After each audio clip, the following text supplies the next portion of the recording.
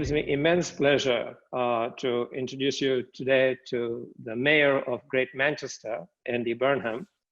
Welcome, Mayor. And you, it's good to see everybody as well. Thank you so much for joining us. By the way. I know you've been part of many conversations with our distinguished panel, so you're in familiar ground. And just a short introduction before we get engaged with Mayor Burnham. Mayor Burnham has been a mayor of Greater Manchester since about 2017. And its priorities include rough sleeping, transforming Greater Manchester into one of the greatest city regions in Europe, and making Greater Manchester a great place to live, to get on, and to grow old. And in March 2018, Greater Manchester became the UK's first age-friendly city region, as recognized by the World Health Organization, for plans it put in place to improve the lives of older people. So here's a solid example of how, when there's will, there's a way. So before being elected to being a mayor of Greater Manchester, Andy was a member of Parliament and held several senior ministerial positions at the Home Office, Department of Health, and the Treasury. Today, Mayor Burnham will be in conversation with Carl and will share his thoughts, insights, and learnings on how he turned Manchester into an age-friendly city. And if we have time, he may just tell me why he does not support Manchester United and supports Everton. I just can't get over that one. So over to you, Carl. You've just stumbled on a topic for the next Zoom conversation. There you go. There you go. Welcome, Mayor Burnham. It's wonderful to have you with us. I've been an admirer for a long time. It's great to see you. Let me just jump in with a question which takes us back to the beginning of this story. Where did the inspiration for the idea of creating an age-friendly city or a post-ageist city come from? I mean, take us back to the origin story of all this.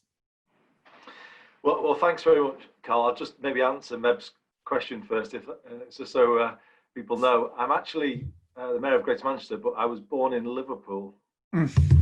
So think about that for a minute. You know, could you be the Mayor of Toronto and born in Vancouver? Could that be possible? Or Mayor of New York, born in Boston? See, I don't think it. Well, I once said to the Mayor of Barcelona, could you be born in Madrid and do your job? And she was like, no.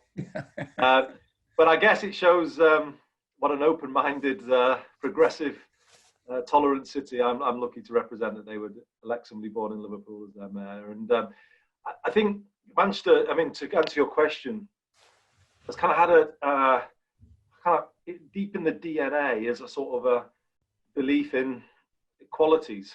It goes right back deep in the city's history. Height of the American Civil War, the cotton workers of Manchester refused to handle slave-picked cotton. You know, they were saying Black Lives Matter 160 years ago, and it's kind of something that runs very, very deep, the commitment to equality. The city symbol is the bee, and it's very much about we're all part of, no one's more important than anyone else, we're all pulling together. And I think pre my being elected, so I'm not going to claim credit here like a politician, Manchester City Council had made a big commitment to becoming an age-friendly city centre, if you like, pre my election. And they've put in place a whole huge amount of work around what that might mean. They'd established an ageing hub, and they'd really begun to rethink things. And when I got elected, I kind of had sort of seen some of this work and decided to take it city region wide to the 2.8 million people of Greater Manchester and of Manchester. And to answer your question, Carl, it's kind of it's a commitment to equalities, is what I would say. You know, the industrial legacy in Manchester means that some older people don't have a long life expectancy or even a healthy life expectancy, and the inequalities are quite stark, I'm afraid, across our city region. So I think that's where it comes from. There was just a determination really to change the language about aging. You know, it was a very negative language about frailty and a terrible phrase called bed blockers, you know, that related to the problems that the NHS sort of experienced in respect of aging. And there was a real determination to turn that around and start to talk about contribution of older people. And to mark the, I think it's the international, have I got this right? It's the International International Day of Older People, isn't it, on the 1st of October? And we're launching a valuable, not vulnerable campaign. So I think that's where it comes from, to answer your question. Manchester is a city that believes in true equality. And I think, you know, we tackle racism, discrimination of any forms, but that includes ageism. So what sorts of things have you actually done on the ground to, I mean, you mentioned the campaign, the valuable, not vulnerable, and I think the whole change in the language, using media campaigns, publicity drives is important, but what other things have you done to move the dial in Greater Manchester? I was reading online about the 12-point plan, and I'm not going to, you know, ask you to go through every single point, obviously, but maybe pluck out 2 or 3 of your favorites that are most salient and maybe most useful for an audience in other cities who could think about doing similar things. It's really simple. So it began, I think, famously in one of our communities called Old Moat, which is a kind of fairly deprived community, close-ish to the city centre, for those who know Manchester, South Manchester, where there was a determination working with the housing providers to kind of make it an age-friendly community. So looking at the pavements, looking at the size of the street signs, starting to work with local shops, a very practical campaign called Take a Seat, which was where private businesses would put a sign in the window that said, if you're out and about and you need to use the toilet, you can come in here, you can take a seat, you can get a glass of water. It's simple stuff, Carl, to be honest. And we've taken that idea of Old Moat and taken it now to 53 age-friendly communities in Greater Manchester. And I think this is one of the things I would stress, certainly to all the people working in local or national government on this call.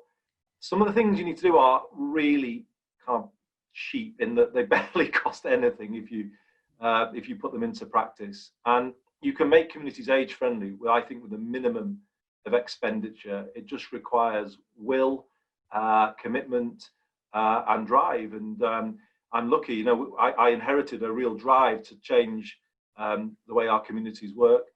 And I think it's just a really important notion now, isn't it, in this moment that we're living through, about connected, age-friendly communities. You know, social isolation was becoming a kind of issue anyway.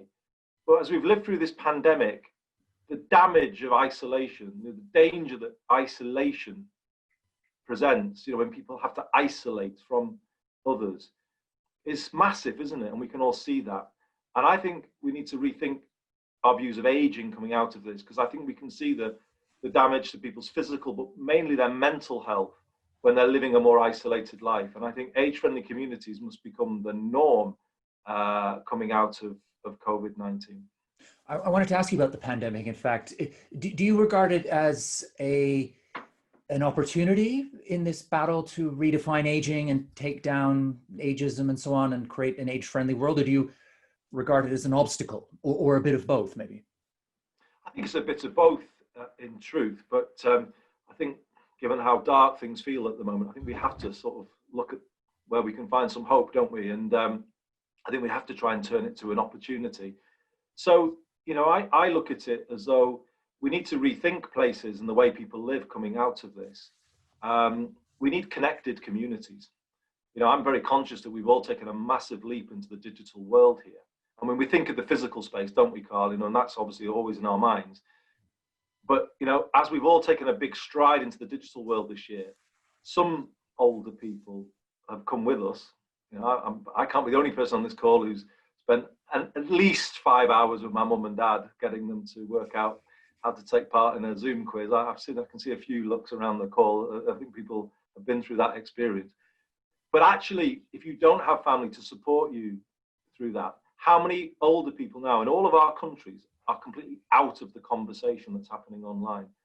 And I think the opportunity that comes out of this is the sense that everybody in this day and age needs to be digitally connected. Everybody, you know, and the inclusion part of digital agenda can't be a sort of fringe pursuit, which it is a little bit, if I'm honest, in the UK. It's got to be almost about human rights. You know, it's got to be about everyone connected, everyone supported to be connected online, so that then they can be part of the conversation. And I hope that is something that comes out of this pandemic, Carl, as well as other things. Now the drive to make Greater Manchester age-friendly has been, we're talking 3-4 years, I think, right? Is that fair?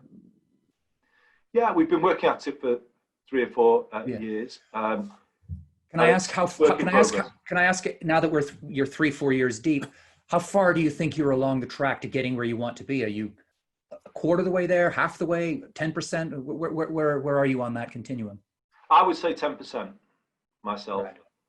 In that we've got everybody to recognize how important this is. But if I look at the level of provision for older people, I think it's so stuck in very traditional notions of care, old-fashioned ideas of care homes, and just sort of kind of supporting people, but in not a very good environment. It's very, very outdated. And I personally think that we need to rethink our towns and our cities coming out of this to make them very different in the way that older people can live and get about.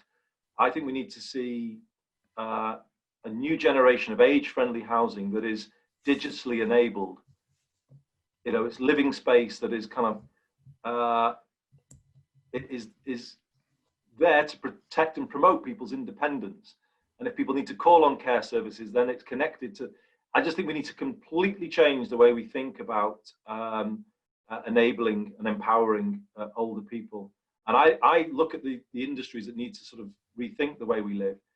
The property industry, the digital industry, the care industry. They need to come together and create new models of supported accommodation. And I just don't see that happening yet. So Greater Manchester's recently won, or we've got to the first stage of a major research bid, a challenge bid, to kind of bring these ideas to us about how we can create modern, livable homes that support people's independence. And I think it's needed, because I've looked around the world and I've not really seen anywhere that's properly cracked this. I hope you can understand the points I'm making, Carl. I'm talking about assisted living, homes built with digital technology built in to support that can also connect with the care industry if that care needs to be brought in. And for me, that is 21st century thinking about supporting aging, and I don't yet see it on the ground. There's that. Time is short, sadly, so there are a million questions I'd love to ask you. But because you're sitting in Greater Manchester, I'm sitting in London, and many people are sitting in other multicultural cities around the world, I wonder if I could ask you, maybe as the final question, are there lessons that we can learn from other cultures, especially if we live in these big multicultural, vibrant cities, that we can look around and see that maybe other cultures have a different approach to multi-generational living and so on? Can that be fed into this transformation that you're talking about engineering in your city and others around the world? Yeah, I think so. No, I think we've become too divided as a society over the years, haven't we? And I think that has increased in the last decade. Divided between the generations, between the classes. I just think that we need to get back to a sense of mutual dependency. That digital thing I was talking about before, we need to support the younger generation to help the older generation get online and promote that intergenerational working. And I think it is more evident in other parts of the world that people work in that way. Whereas, I think certainly in the UK, we've become too segregated, really, in recent times. So I was on a chat earlier today with the mayor of Oslo, and he was saying that in Norway, there's basically a kind of new dialogue developing whereby older people, younger people have sort of been seen to protect older people, or that's been the messaging. Don't mingle, don't go out mixing, because you might put the health of older people at risk. And he's now saying that the kind of switch is going to come back to say that older people now must support younger people post-pandemic. And I don't know, maybe there's something in that in terms of how the generations need to support each other as we come through this unique sort of moment in time, and we promote more intergenerational work. But it's certainly something that I think we haven't cracked, and we need to think more about it. In politics, Carl, if I could just say this, it's become quite competitive, hasn't it? If you fund something for younger voters, are you therefore depriving older voters from something? Or if you prioritise pensions, are you taking?